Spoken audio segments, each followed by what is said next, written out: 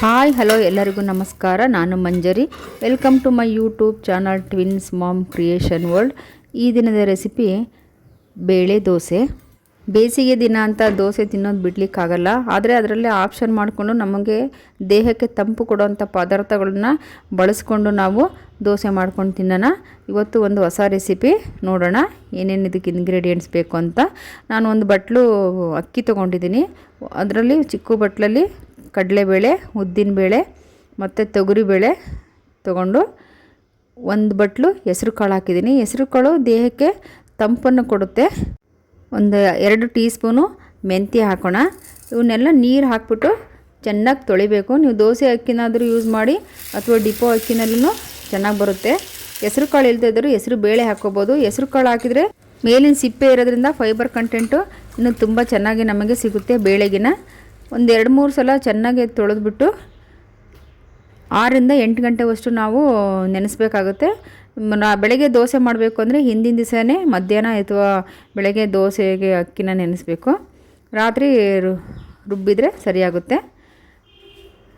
ಈಗ ಒಂದು 8ರಿಂದ 9 ಗಂಟೆ ನಾನು ಚೆನ್ನಾಗಿ ನೆನೆಸಿದ್ದೀನಿ ಅಕ್ಕಿನ.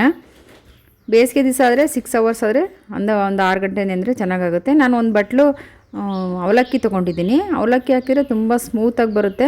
ಯಾವ ಸೋಡಾ ಹಾಕೋ ಅವಶ್ಯಕತೆ ಇಲ್ಲ. ದೋಸೆ ಇಡ್ಲಿಗೆಲ್ಲ ಮನೇಲಿ ಮಾಡೋದಾದರೆ ನೀವು ಆದಷ್ಟು ಸೋಡಾನ ಅವಾಯ್ಡ್ ಮಾಡಿ. ಅದು ಈ ಬೇಸಿಗೆ ದಿವಸದಲ್ಲಿ ಅವಲಕ್ಕಿನ ಚೆನ್ನಾಗಿ ನೀರು ಹಾಕಿ ತೊಳೆದು ನೆನೆಸಿಟ್ಕೊಂಡಿದ್ದೀನಿ. ಈ ಅಕ್ಕಿ ರುಬ್ಬೋ ಟೈಮಲ್ಲಿ ನಾವು ಅವಲಕ್ಕಿನ ನೆನೆಸ್ಕೊಂಡ್ರೆ ಸಾಕಾಗುತ್ತೆ. ಈಗ ಇದನ್ನು ಚೆನ್ನಾಗಿ ಫೈನ್ ಪೇಸ್ಟ್ ಮಾಡ್ಕೊಳ್ಳೋಣ ಗ್ರೈಂಡ್ರಿಗೆ ಹಾಕ್ಬಿಟ್ಟು. ಅವಲಕ್ಕಿನ ನಾವು ಸಪ್ರೇಟು ಗ್ರೈಂಡ್ ಮಾಡ್ಕೋಬೇಕು. ಇನ್ನು ಅಕ್ಕಿ ಬೇಳೆಗಳನ್ನೆಲ್ಲ ನಾವು ಜೊತೆಗೆ ನೆನೆಸಿರೋದ್ರಿಂದ ಅದನ್ನೆಲ್ಲ ಜೊತೆಗೇ ಗ್ರೈಂಡ್ ಮಾಡಿದರೆ ಚೆನ್ನಾಗಿರುತ್ತೆ. ಮತ್ತು ಏನು ಸಪ್ರೇಟಾಗಿ ನೆನೆಸೋ ಅವಶ್ಯಕತೆ ಇಲ್ಲ. ಇಡ್ಲಿಗೆ ಹಾಕಿದ್ರೆ ನಾವು ಉದ್ದಿನ ಬೇಳೆನ ಸಪ್ರೇಟಾಗಿ ನೆನೆಸ್ತೀವಿ. ದೋಸೆ ಪಡ್ಡುಗೆಲ್ಲ ಒಂದರಲ್ಲೇ ನೆನೆಸಿ ಹಾಗೆಯೇ ರುಬ್ಬೋದು. ನಾವು ಹೆಸರು ಕಾಳು ಹಾಕಿರೋದ್ರಿಂದ ಈ ಬೇಸಿಗೆ ದಿವಸದಲ್ಲಿ ತುಂಬ ಚೆನ್ನಾಗಿ ತಂಪನ್ನು ಕೊಡುತ್ತೆ. ದೋಸೆ ತಿಂದು ತುಂಬ ನೀರು ಕುಡಿದು ದಾಹ ಆಗುತ್ತೆ ಅನ್ನೋ ಥರ ಏನಾಗಲ್ಲ. ನಾನು 2 ಬ್ಯಾಚಲ್ಲಿ ಇದನ್ನು ಗ್ರೈಂಡ್ ಮಾಡ್ತಾಯಿದ್ದೀನಿ. ಅಕ್ಕಿ ಮತ್ತು ಬೇಳೆನ ರುಬ್ಬಿದ್ದಾಯಿತು. ಈಗ ಅವಲಕ್ಕಿನ ನೀರು ಹಾಕಿಬಿಟ್ಟು ಚೆನ್ನಾಗೆ ರುಬ್ಬಬೇಕು. ಅದು ನುಣ್ಣಗೆ ರುಬ್ಬಬೇಕು. ಅವಲಕ್ಕಿ ಥರ ಇದ್ದರೆ ದೋಸೆ ಚೆನ್ನಾಗಿ ಬರೋದಿಲ್ಲ. ಒಂದೊಂದು ಕಡೆ ದೋಸೆ ಎಲ್ಲ ಮಾಡಬೇಕಾದ್ರೆ ಸರಿಯಾಗಿ ಬರೋದಿಲ್ಲ ಅದು. ಹಾಗಾಗಿ ಫೈನ್ ಪೇಸ್ಟ್ ಮಾಡ್ಕೋಬೇಕು. ಈಗ ಅದೆಲ್ಲದನ್ನು ಅವಲಕ್ಕಿ ರುಬ್ಬಿದ್ದನ್ನು ಕೂಡ ನಾವು ಬೇಳೆ ಅಕ್ಕಿ ಎಲ್ಲ ರುಬ್ಬಿದ್ವಲ್ಲ ಅದಕ್ಕೇ ಹಾಕಿ ಚೆನ್ನಾಗಿ ಮಿಕ್ಸ್ ಮಾಡಬೇಕು. ಮಿಕ್ಸ್ ಮಾಡಿ ನಾವು ಫರ್ಮೆಂಟೇಷನಿಗೆ ಇಡಬೇಕು. ಬೇಕಾದರೆ ಸ್ವಲ್ಪ ನೀರು ಹಾಕಿ, ತುಂಬ ತಿಕ್ ಕನ್ಸಿಸ್ಟೆನ್ಸಿ ಇರಬಾರ್ದು. ಇಡ್ಲಿ ಥರ ದೋಸೆ ಬ್ಯಾಟರು ಕರೆಕ್ಟ್ ಕನ್ಸಿಸ್ಟೆನ್ಸಿ ಇರಬೇಕು. ಇಷ್ಟು ಕನ್ಸಿಸ್ಟೆನ್ಸಿ ಸಾಕು. ಇದಕ್ಕೆ ನೀವು ಉಪ್ಪು ಈಗಲೇ ಬೇಕಿದ್ರೆ ಹಾಕಿಡ್ಬೋದು, ಇಲ್ಲ ಬೆಳಗ್ಗೆ ದೋಸೆ ಮಾಡ್ಬೇಕಾದ್ರೆ ಹಾಕಿದ್ರೂ ನಡೆಯುತ್ತೆ. ನಿಮ್ಗೆ ಯಾವಾಗ ಅನುಕೂಲ ಆಗುತ್ತೋ ಆವಾಗ ಹಾಕ್ಬೋದು. ಇವಾಗಲೇ ಹಾಕಿ ಕಲಸಿಡಬೇಕು ಅಂತ ಏನಿಲ್ಲ. ನಾನು ಫುಲ್ ನೈಟು ಫರ್ಮೆಂಟೇಷನ್ ಮಾಡಲಿಕ್ಕೆ ಇಟ್ಟಿದ್ದೀನಿ.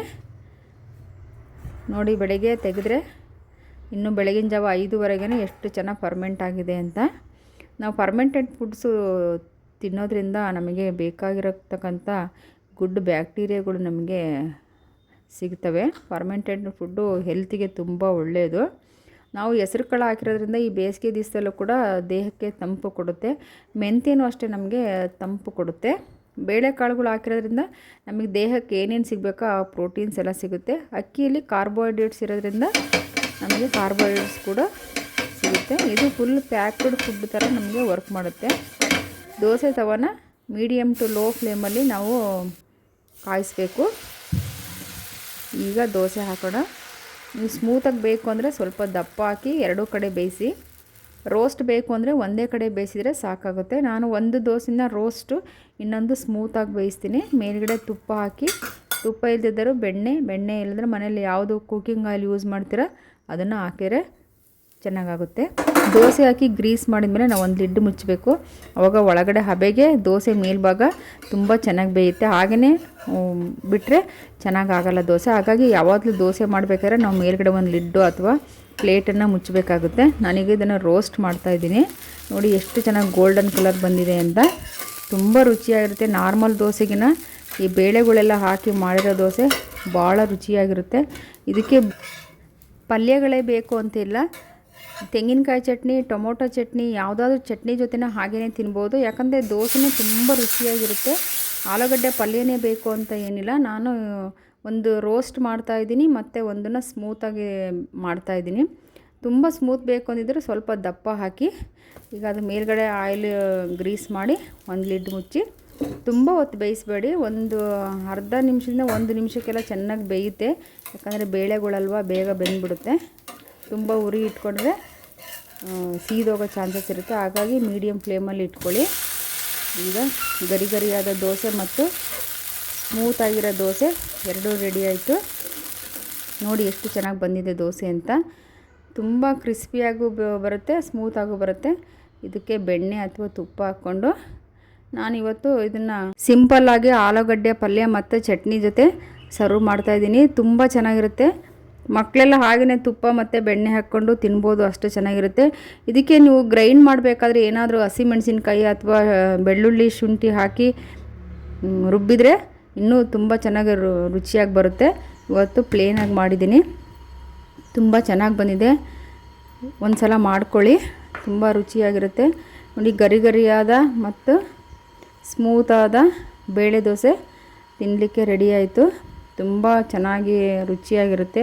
ಈ ಬೇಸಿಗೆ ದಿವಸದಲ್ಲಿ ಹೆಸರು ಕಾಳು ಯೂಸ್ ಮಾಡಿಕೊಂಡು ನೀವು ದೋಸೆ ಮಾಡಿ, ದೇಹಕ್ಕೂ ತಂಪು, ಆರೋಗ್ಯಕ್ಕೂ ಹಿತಕರವಾಗಿರುತ್ತೆ, ಬಾಯಿಗೂ ರುಚಿಯಾಗಿರುತ್ತೆ. ಯಾರೆಲ್ಲ ನನ್ನ ಚಾನಲ್ ನೋಡ್ತಿದ್ದೀರಾ ಪ್ಲೀಸ್ ಸಬ್ಸ್ಕ್ರೈಬ್ ಮಾಡ್ಕೊಂಡು ನೋಡಿ. ನಿಮ್ಮ ಅಭಿಪ್ರಾಯ ಅನಿಸಿಕೆಗಳನ್ನು ನನಗೆ ತಿಳಿಸಿ. Thanks for watching.